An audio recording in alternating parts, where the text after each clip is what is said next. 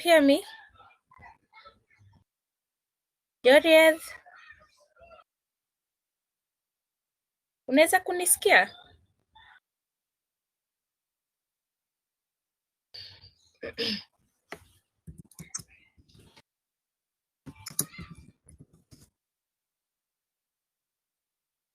Okay.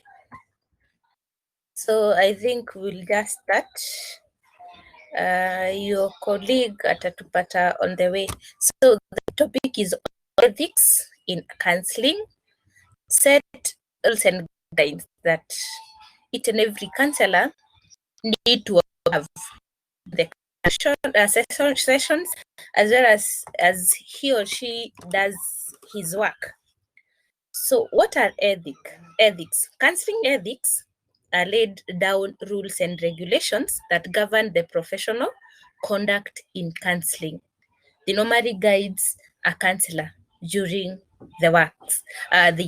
So they are a set of moral standards that govern the operation of any counselor. And we have these principles that each and every counselor needs to adhere to. So the first one is respect for autonomy, where the counselor need to know that the counselee or the client is a human being who has different views from maybe the counselor's view, who also know how to think on their own.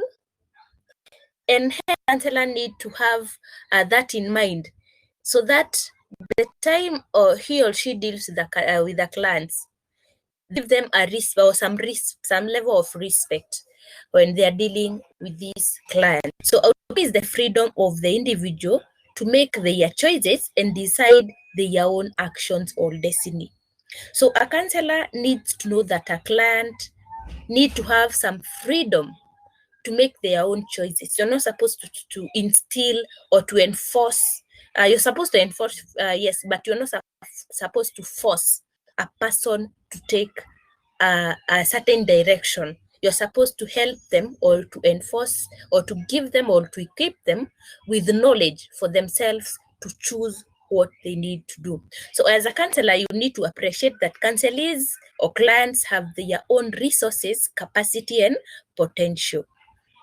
They're not lesser human beings just because they have come for you to you for any assistant. So they are able to cope up with their own decisions on what to do when faced by certain situation. Each person is unique and reacts and behave differently. So once you respect the autonomy of the clients, you will be able to deal with the client well, you'll be able to interact with the client well, and you'll have some level of respect between you and the client. So the counselor needs to allow each counselee to be different and independent, because all counselees or all clients will come with different issues, will come with different personality. So you are supposed to way they are. Each and every person is different in their own way. So the counselor needs to allow each counselor to be different, client to be different, and independent. The counselee have a right to think the way they want and to feel the way they are feeling, even if others disagree. So one of the ways in which a counselor respect the counselee autonomy is by respecting their values and beliefs, especially when it comes to culture. You can find maybe some actions or some beliefs in some certain culture are barbaric to you, but you're supposed to accept their beliefs or their culture. You're not supposed to condemn them, or you're not supposed to judge them depending on the culture and the beliefs they do in their culture. So as a counselor, you must not impose your values on the counselee. You're not supposed to tell them that you're not supposed to be involved in polygamy because polygamy is bad. Just because you believe that polygamy is not acceptable in your culture, you're not supposed to enforce that to a client, because you're supposed to accept the client as they come. So the counselee has a right to withdraw from the sessions as and when he or she wishes. So whenever they feel that maybe you're not helping them, or wherever we believe in or whatever you're telling them is not acceptable to them, they're supposed to withdraw. They have the right to withdraw or even leave the counseling session. So a counselee or client need to make an informed choice when entering into a counseling contract.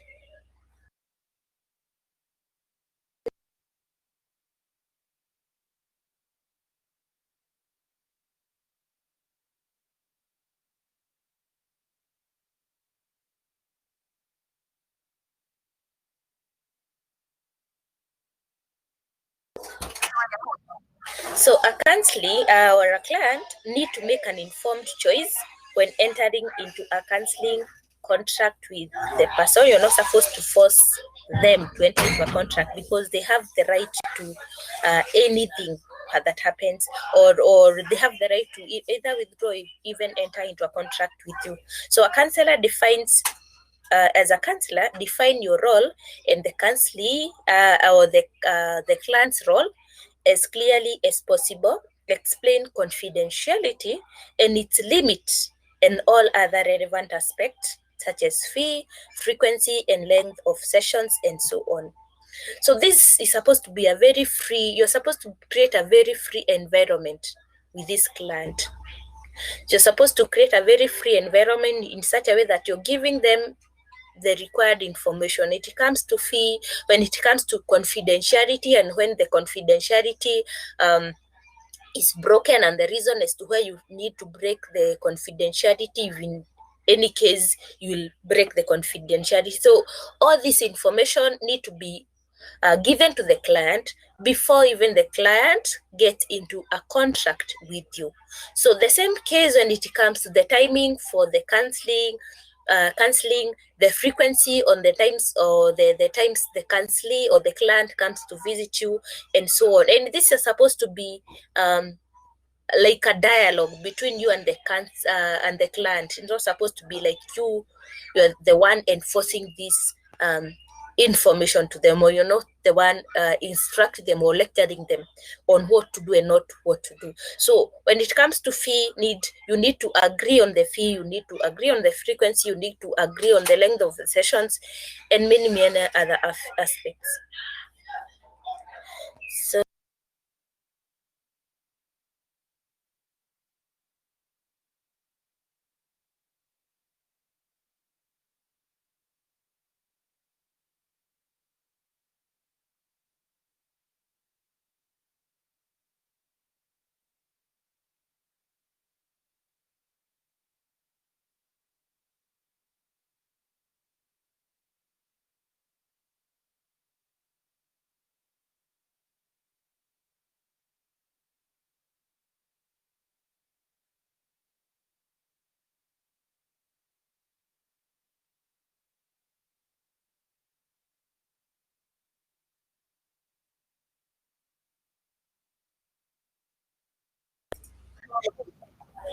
respect for autonomy assures that individuals are capable of understanding the implications and consequences of the decisions or choices they make before they enter into a contract with you.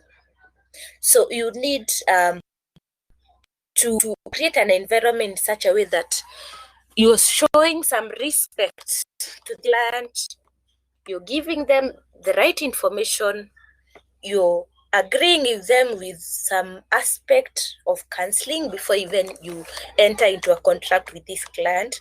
So before this client enters into a contract or agrees to enter into a contract with you, they need to have an open mind. They need to have or they need to be with all informed that it's necessary. So it's not you're not supposed to reveal something. For example, you can't reveal the fees at the end of the session because it will be unethical. You need to first agree on the fees before you start the session. You need to agree on the confidentiality limits for the confidentiality. You need to agree on all those factors. That was respect of autonomy. Then we have beneficial or beneficence. This is the working to promote the greatest good of our clients. So whatever you do to a client is supposed to be to promote the great good to this client, or you're supposed to work towards helping this client. Whatever you do, whatever you say to this client, whatever actions you do to this guy, or you involve in with this client, your ultimate goal need to be helping the client. It's not supposed to be the vice versa. So the counselor have the obligation to benefit their clients through their interventions. Counselors do, they can help their counselees. They must do what they need to do with the ultimate goal of helping the client. This means that if for one reason or another, you as a counselor are not able to be of benefit to the counselee, maybe you find maybe there are conflict of interest on your, or as you continue with the counseling process with this client, you need to know that your ultimate goal is to help this client. And when that is done, you're supposed to refer this client to another person, or you need to stop the counseling process with patient. So then you're supposed to take the appropriate action, such as postponing the session. You can postpone the session or refer the client the counselor. Your ultimate goal need to be benefit, or to the benefit of the client. Whatever you do to the client, or whatever you say to this client, or your sessions will be of benefit to the client and not you. So another principle in non-malfeasance or no harm, this regards to the counselor ensuring that does not psychologically harm the client.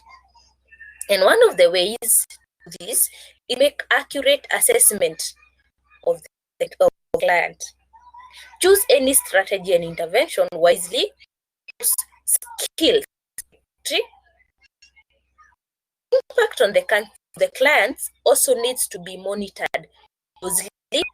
However, the way that the counselor needs to ensure no harm is done on the counselee or the client, practicing within the limits of his competence. So these are the ways under which we can use in order to ensure that we are all helping the client and we are not harming the client, especially psychologically. So you need by assessing the client accurately. What is the client suffering from? What is the problem that this client has? Then choose the right intervention by use of the skills we did study last week, by using those skills correctly. And then you need also to monitor what is the impact. How is my counseling helping this person? Is my counseling helping this person to improve their behavior or not? So you need to also monitor what is the impact of your counseling or your intervention to the client. So another one is supposed to limit your counseling, or you're not supposed to take issues that are beyond your competency. Maybe you're a marriage counselor, you're not supposed to take drug addiction issues because your competency is on marriage counseling. When you, for example, you take things that are beyond you, you'll end up harming that person rather than helping the person. So if your level of training is for that of general psychology and the counselor comes who have drug addiction problem, it is wise to refer them to the right counselor with the right competency. So another way through which we can ensure no harm to the client through psychological harm is counselor also ensure no harm is done by the counselor, ensuring that they get regular supervision of their work, not also to be audited on your work. Therefore, be able to whether you're growing or not. So a counselee should not be exposed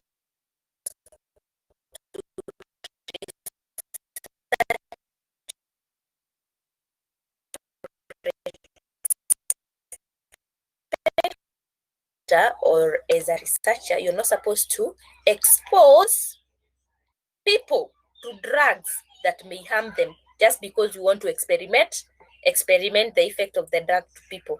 The same case here, you're not supposed to expose this client to a research that you're doing behind the scenes.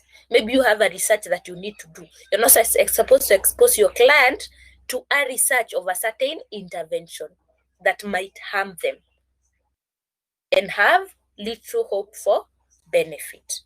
So, because once you expose them to this experiment that maybe you're not even sure of the effect of those experiments, and this client have come to you for help, you're doing them more good, and by that you're breaking this principle of ethics. You're not supposed to do any harm to any client. Rather, you should help them, or you should be of much benefit to them. Then the next principle is justice, fairness. Dealing with a person from who is very whether you're dealing with people big and expensive things, dealing with a Muzungu, whether you're dealing with a white, or whether you're dealing with an Indian, whether you're dealing with an African, you're supposed to make sure that you're dealing in a fairness way or in an equal way, where you're not treating any person as a more human than the other. These are standard for fair and equal distribution of costs and benefits. We need to treat all counselors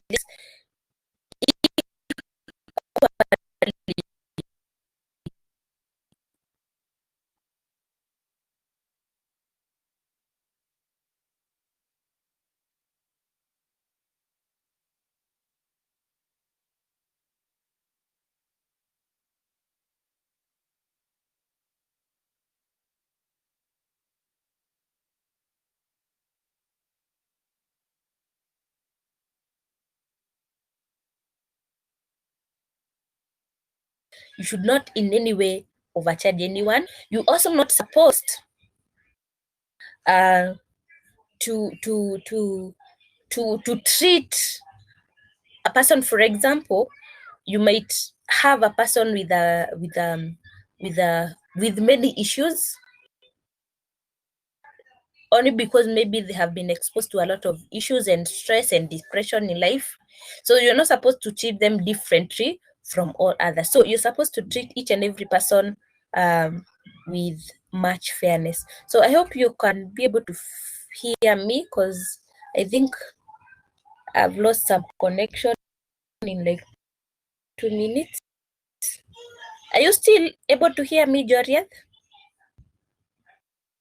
Joriath, are you still able to hear me? Okay, I see you typing.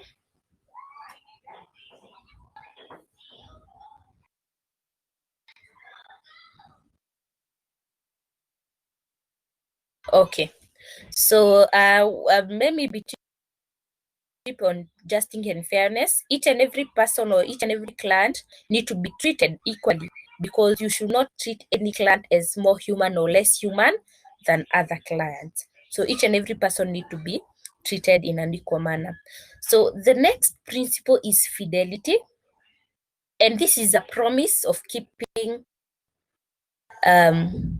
and value of trust, which is paramount in maintaining a good working relationship. A very key thing in counseling is trust. Are you able to make your client trust you? Because once a client loses trust in you, whatever you tell them, they will not even they will not even accept whatever you're telling them, and whatever they have in their hearts or in their mind, they will not be able to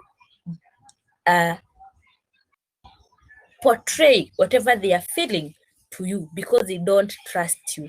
So it is about enhancing disclosure and being loyal to the client and to the professional, or to the profession, sorry. Fidelity is about not abandoning our clients in the middle of the counseling contract. Any situation that may arise making the counselor unable to attend a session or continue with the contract need to be communicated to the client in good time. You need to be loyal, as well as you need to have some trust, or you need to instill some trust in the client, as well as be loyal to the client, such that because you're not able to help this person, you just don't stop the contract, or you not just don't break the contract. You need to communicate with this client well before you decide, or well before you break the contract, or you break the contract, or you stop the contract. So example includes going outside the country, being sick, or being held up by an emergency situation. You don't keep the client waiting in your office or at your office for you because maybe you're not in the country, or you're sick, or you're not able to access the office. You're supposed to tell this client early before, because once the client comes and do not find you, definitely they will start to lose trust in you, because they will see that as if you're not loyal to them. So you need to communicate to them early enough in order for your relationship with that person still be intact. Let's take an example. For example, you go into class, and in 2 times, for example, 2 classes, you went before the lecturer. The lecturer did say that they're not, or he or she is not coming to class, and you went to, or you go to class in 2 consecutive sessions. The lecturer is not saying anything. He or she is not communicating to you that they're coming to class, or she is coming to class, or he's not coming to class. So, and then maybe 2 consecutive times, you find yourself stranded. So what will happen? The next time will not even bother to come to the class. The same case here will happen. If, for example, the client comes, you're very late, you come when you're very tired, you're not, maybe you're late, it's like you're even drunk. So they will start losing some trust in you, and the relationship between you and the client will definitely not exist anymore. So proper arrangement to referral need also to be made if necessary. If, for example, you find that you're not helping the client, or maybe there is conflict of interest between you and the client, you need to make some referral for this client. You're not supposed to just leave the client alone. You need to maybe give them some options on who to go and seek further assistance. So fidelity principle relates to existence of loyalty, reliability, dependability, and acting in good faith. You need to be loyal, you need to be reliable, you need to be dependable, you need to act in good faith for a client to be able to trust in you. And once they trust in you, then you'll be able to help them. So those are some of the principles, or the principles that you need to make sure that you follow for you to be able to help the client. What are the importance of ethics in counseling? So ethics in counseling provides a framework for counselors to consult when faced with ethical dilemma or uncertainty. So ethics will help a counselor to be able to consult others if in case you're in a dilemma, there is conflict of interest or uncertainty whether you're helping this person or not. So once you're in a dilemma, or you're not certain that whether you're helping this client or not, then you can be able to look for further assistance from elsewhere. Then ethics promotes standards of practice and quality of service available to the clients. So this ethics normally helps to make sure that you have standards of helping a client. And when you have standards that you need to meet when helping a client or when you're dealing with a client, this will promote the quality of your services. Otherwise, if you don't have standards, for example, if a doctor do not have standards on how to treat a patient and they treat the patient the way they want, they don't use some certain protocols, some certain rules, laid down protocols and rules, definitely patients will not be helped. The same case here, if you don't have standards, the quality of your practice will be very poor. Another one is they establish a framework within which malpractice can be identified. They normally help to know where and how can malpractice exist in counseling. So by that, it will help identify this malpractice and disciplinary procedures can be applied. Another one is ethics enhances the image of counseling. Once we have ethics being practiced by each and every counselor, we have a good image on counseling. We'll know that a person will be helped.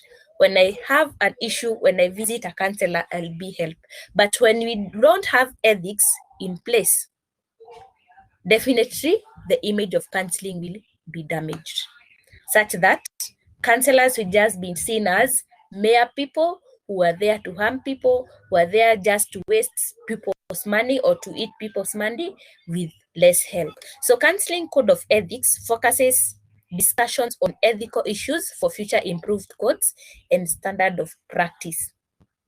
So this ethics will also bring about gaps in counseling, and these gaps can be improved in future in order to improve both the codes and standards of practice in future. So ethics, and the last one, ethics provide a mechanism for self-regulation and self-governing of the organization that produce the code. So you're able to self-regulate yourself by following the rules or the rules and the regulation. You're able to self-govern yourself such that you're able, by following the rules, the laws and regulation laid down, you're able to self-govern yourself such that you're practicing the way and in the right way and in the right manner, as well as you're regulating yourself not to go astray against the ethics of counseling. So those are ethics that we can use or that we normally have to use when we are doing counseling. So what are these ethical issues that normally arise during counseling? Now that we know the ethics, now the principles of ethics, what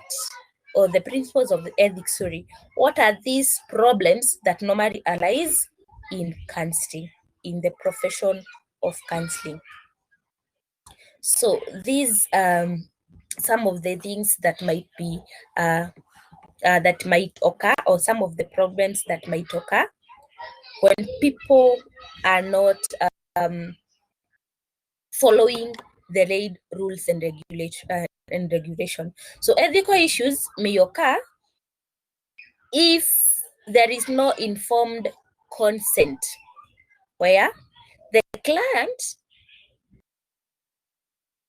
do not discuss before even the counseling contract have been maybe met.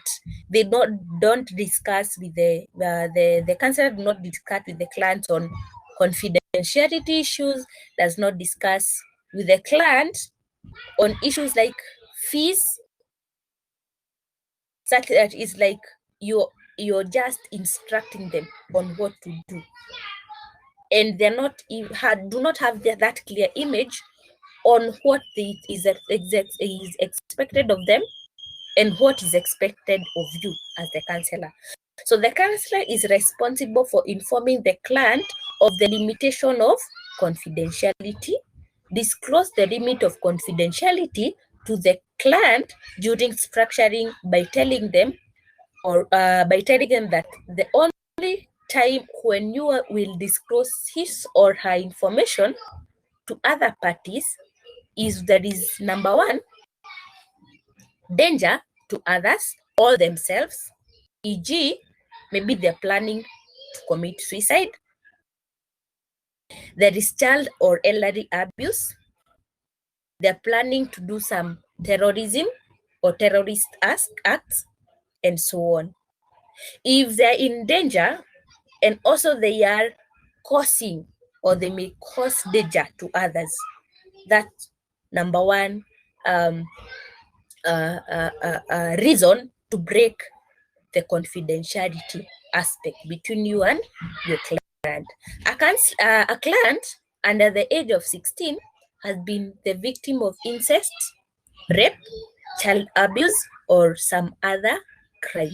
So if this person also have been involved or have been exposed to issues that might harm them, such as rape, child abuse, and many other crimes that are normally imposed in under 16-year-old children, then still confidentiality can be broken at that point. Then when the counselor determines that the client need hospitalization, that's also another area that you can breach the confidentiality. Then when information is asked for in a court of law, for example, the information can be used as evidence of a certain crime or anything that occur in the law or that might occur at the court of law, and you're forced to give the information from the client, then you can still break the confidentiality at that moment. So you need to explain to the client all these before they enter into any contract. So the counselee has a right to either consent or refuse to consent to counseling after understanding the limits of confidentiality. So it's their right to either agree or disagree on to continue with the counseling once you give them the limits of confidentiality. So for them to agree on anything or to consent on continuing with your counseling or to start the counseling, you need to give them this information in order for them to either agree to enter into a counseling contract with you or not. Then another ethical issue that may arise is confidentiality. Counselor treat with confidence personal information about their clients, whether obtained directly or indirectly or by inference. Any information you get from the client need to be kept away from other people in a confidential manner, such that you're not disclosing any name of the client, any biological details, or description of the client's life and circumstances that might result to other people identifying the client. So you can identify the client using an address, using biological description. For example, this person has dark hair, brown, he's tall or she's tall. So such description that might lead to the identification of the client, it's not supposed to be given to other parties. So treating with confidence means not revealing any information noted above to any other person or through any public media except to those to whom the counselor owe accountability for counseling work. For example, in case of those working with the agency or organization setting on whom counseling clients rely for support and supervision on issue of responsibility. For example, if you're dealing with an underage child and a parent, So you can still you can still tell them, the parents, on the issues the client is facing, because the parent is responsible for the client. So you only break confidentiality if the other factors we said in the previous slide, this slide, has been met. So another, still on confidentiality, a counselor must not break confidentiality without the consent of the counselee or the client. Safeguarding information about an individual that has been obtained by the counselor in the course of his practice is a primary obligation. It's your obligation as the counselor to make sure that the information is not disclosed to other people. Such information must not be communicated to others unless certain important conditions are followed, as we discussed in our previous slide. So it's your obligation to make sure that you safeguard the information from other party unless the counselee or the client give you consent. So clinical and other materials should be used in teaching only when the identity of the person involved is adequately disguised. You're not supposed to reveal any information that may lead to people disclosing the identity of the person. If you're using that information to teach or even to refer, for example, you can be counseling another person and you use this client information as an example, or you're using it as a reference when you're counseling another person. So you're not supposed to disclose any information that might lead this now current person disclosing or identifying the person whose information you're using. Another unethical issue that might arise in counseling is intimate and sexual relationship.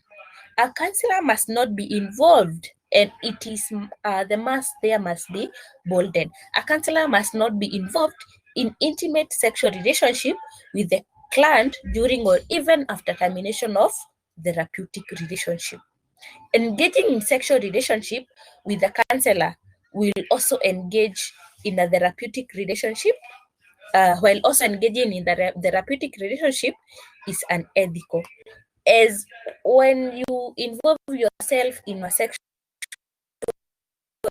or intimate relationship with your client, definitely there will be conflict of interest, where you end up maybe even sympathizing with this person. And remember, you're supposed to empathize with this person, and you will not be able to help this person. You'll not be able to meet the goal of helping this person. In fact, ethical behavior requires that a period of 5 years must elapse after termination before a counselor can engage in marriage with with his or her client. Then another area under which ethical issues may arise is when a counselor has dual relationship with the client. For example, the client is a business partner to the counselor. The client is a friend to the counselor. If those issues that brings about dual relationship, you have a relationship as a client and you have another different type of relationship with the same client, you're supposed to refer that person to a different counselor. So this is when the counselor blends their professional relationship role with another kind of relationship, or the role at the same time or sequentially with the client. When there is dual relationship, there is potential for crossing boundaries and not acting in the best interest of the client. The client counselor or the counselor are responsible for setting and maintaining the boundaries between a working relationship and a friendship, or for making the boundaries as explicit as possible to the client. Examples of dual relationship, we have a counselor having a relationship or having more than one professional relationship with these clients, such as they are instructor, they are their teacher and the counselor at the same time. Blending a professional and non-professional relationship, such as counselor and a friend or counselor and a business partner. Bartering therapy for goods and services. For example, a client comes with maybe a mama coming from a rural area coming with some bananas to give them to you, coming with some gifts to you. That's not allowed. Socializing with clients, accepting gifts from clients, becoming emotionally or sexually involved with a client will lead to dual relationship, which might not work towards the best interest of the client. Then another ethical issue that might arise is when a counselor, do not develop professionally. You need, even if you have degree, you have masters, or you have whatever you have, diploma, certificate, you need now and then to develop professionally in order for you to increase your competency. So counselors seek ways of increasing their professional development and self-awareness. Counselors monitor the limit of their competence. It is unethical when a counselor handles cases beyond his or her competence. Counselors with their employers or agencies have the responsibility to themselves and their clients to maintain their own effectiveness, resilience, and ability to help the client, and to know when their professional resources are so depleted as to make it necessary for them to seek or withdraw from the counseling wherever temporarily, or whether temporary or permanently. There's two things coming in here. You maintain your counseling competency by professional or seeking professional development now and then. You can attend seminars, you can do short courses. All those things need to be geared in order to increase your competency. And once you find yourself with a client that do not belong to your competency, you're not supposed to just take the client. You need to work within your limits. Because once you work beyond your limits, you'll not be able to help the client. You'll end up harming the client rather than helping the client. Then we have counselor values, attitudes, and beliefs. Each and every person is unique in their own way. The counselor too are unique in their own way. They have their own values, they have their own attitudes, they have their own beliefs. For example, a client can believe that giving children matoke as the first, I'm just giving an example, as the first meal is the right and the best way to start complementary feeding of a child. Another counselor may believe giving uji made of maize flour alone is the best type of complementary feeding you can give to a child. Marrying many wives is okay, according to a counselor. And the other, maybe another counselor might find that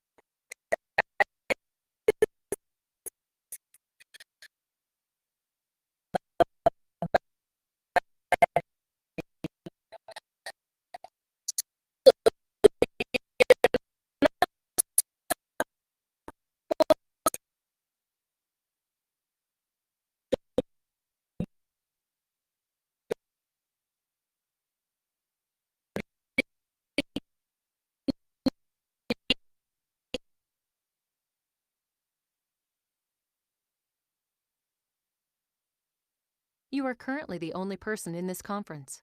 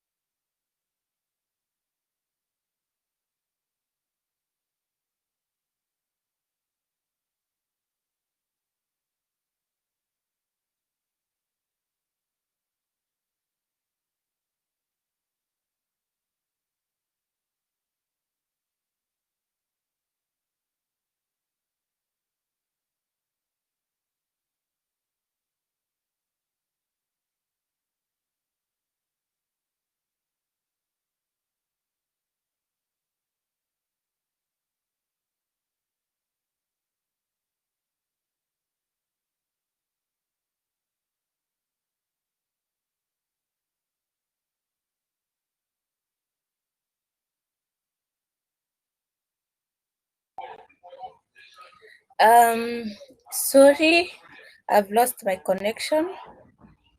I had to go back and rejoin again. I hope you can be able to hear me, Georgia. I lost the connection.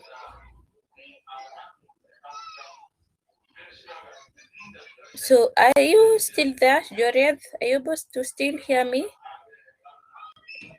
Okay. So I was on counselors' value, attitudes, and belief, where each and every person definitely have their own beliefs and values and attitudes. So, but the counselor need to be very keen not to impose his or her values and attitudes as well as beliefs onto the client. So the client must be accepted with their values, with their beliefs, their taboos, with whatever that they come from their traditions, for you to be able to help them. Their culture must be respected as well, and the counselor respect the client as human beings working towards autonomy, able to make their decisions and changes in the light of their own beliefs and values. Some of these areas that may cause a clash with the clients are values and beliefs about divorce, about abortion, about sexual orientation, religious orientation, etc. So people will come with different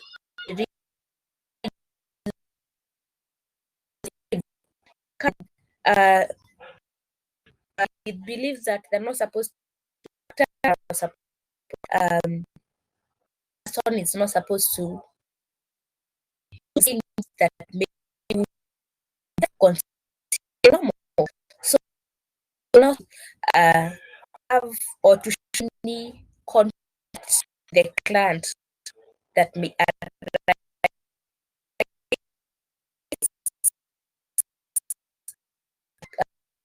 so accept them the way they come. So we need to note that to be able to respect the counselee's value, attitudes, and beliefs, he ought to be clear about his own values, attitudes, and beliefs first, and how influences and how these beliefs and attitudes and beliefs, as well as values, can influence his or her work and the direction taken by his client. First, you have to understand your own beliefs. And once you understand your own beliefs, you will prevent yourself from, or you overcome the issue of your beliefs interfering with what another person's believes in. So understand your beliefs, your attitudes, and your values first, and then that will help you not to interfere during not to clash or not to bring some conflicts with the client due to their beliefs or attitude. Another thing is fees. Overcharging of fees by the counselor is unethical.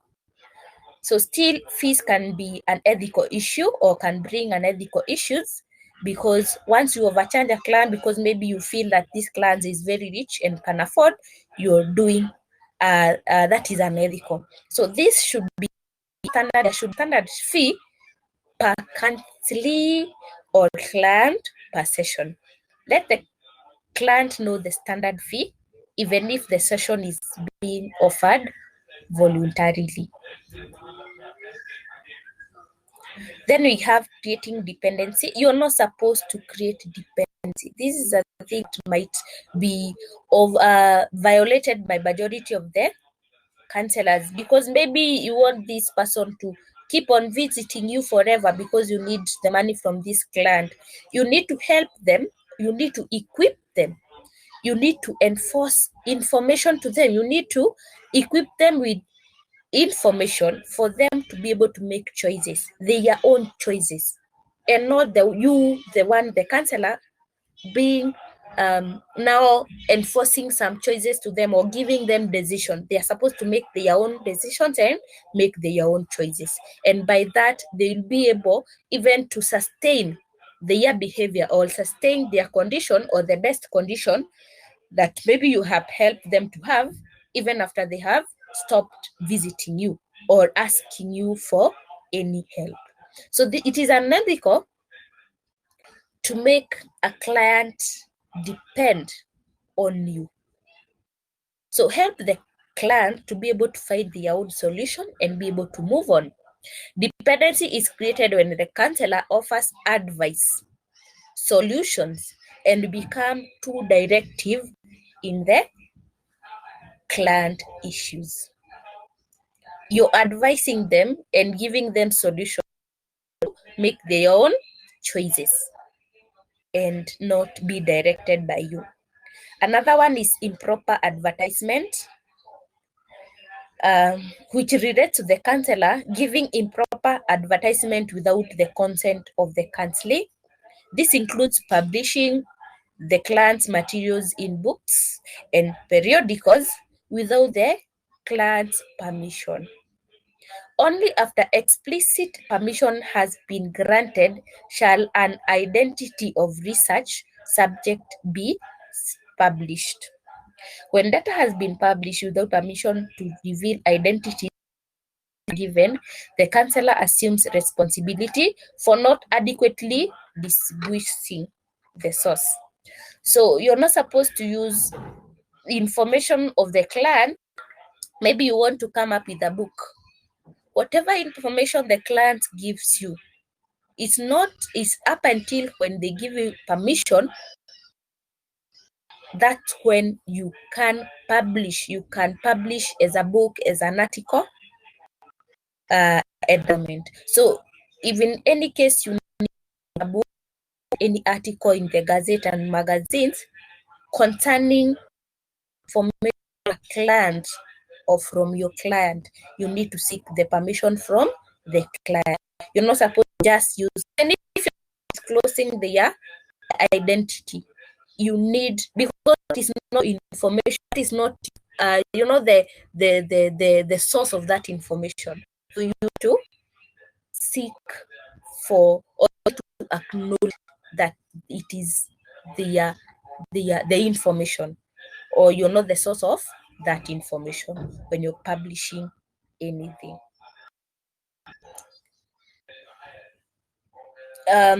Privacy, where to meet, is another unethical issue that is normally breached now and then. So ideally, a client should be able to come to a service without necessarily revealing to us that he or she is there for cancer. For example, if you're counseling HIV people or people living with HIV and AIDS, majority of them would not want to come or to have sessions with in a place where one can see you having the sessions.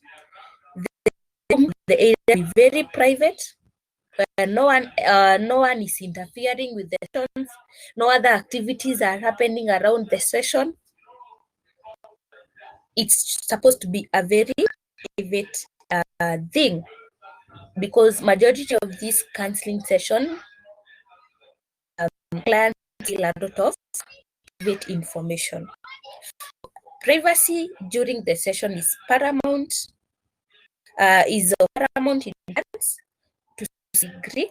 Ideally, counseling should take place in a room where no one but the counselor and the client is present. That others should not interrupt sessions, and it is best that the telephone calls are not put through, because it will lead to disruption.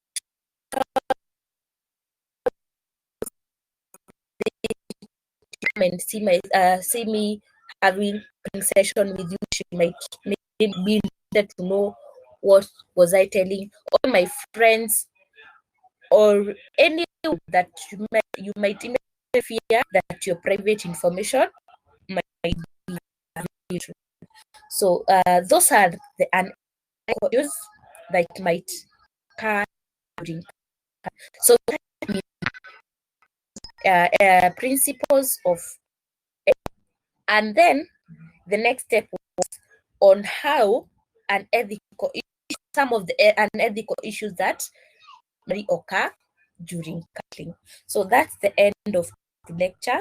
I hope I've not taken your time for the meeting. Joria, do you have any question or any part that you need clarification? You can open your mic. That's the two.